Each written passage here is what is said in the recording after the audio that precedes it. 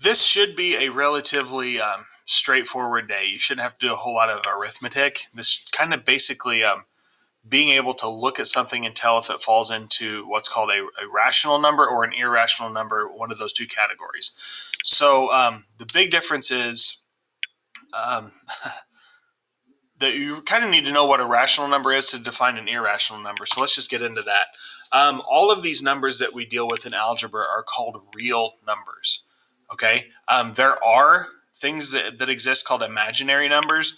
That's something that you would learn about like down the road in a pre-calc or trig class. Not anything we have to worry about in algebra 1. However, these real numbers can kind of be subdivided because we've dealt with different kinds of numbers. Real numbers get split into two categories, rational and irrational. And if you really understand what rational numbers are, the irrational numbers are just everything else. Okay. So for the most part, since like from grade school on through probably most of middle school, all of the numbers that you've dealt with are rational. Okay. What that means, a rational number is a number that can be expressed as a fraction.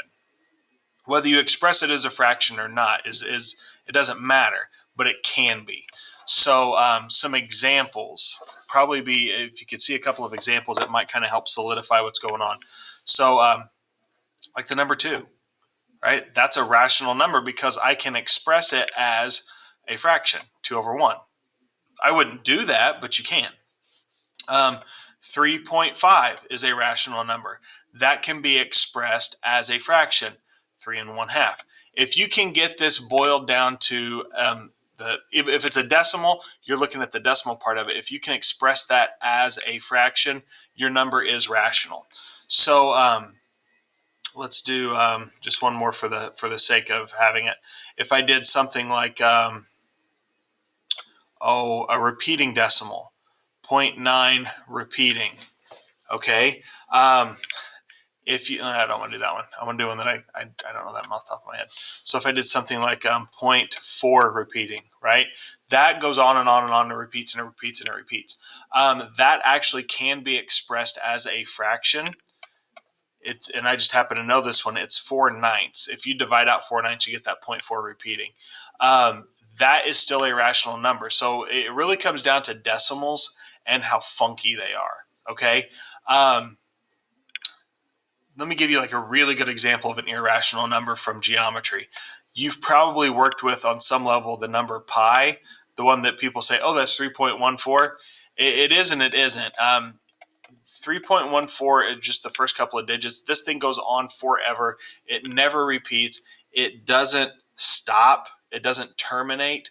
So it's a pretty good example of what an irrational number is. It just, if you type it in on a calculator, it just shoots off and you don't see an end to it. So we're going to do some examples of each of these. And your homework tonight is really just yes or no. Is it rational? Is it irrational? Can you come up with an example where it's a fraction or not? Most of the square roots that are not perfect squares will be irrational numbers for us. So just some that I came up with off the top of my head here. If you look at that square root table from the other day, all of these, you're given that nice little short 4-digit decimal approximation of these. That doesn't mean that they stop there. These things go on forever. They're a lot like pi. They are irrational. They go on forever. They do not stop. But like the square root of 25, that one is a rational number because I can evaluate that and I get the nice whole number 5. Okay. So I thought just kind of some rules, and I'll give you an example along the way here. Decimals that stop or the word terminate, you'll hear that a lot. Decimals that stop or terminate are rational numbers.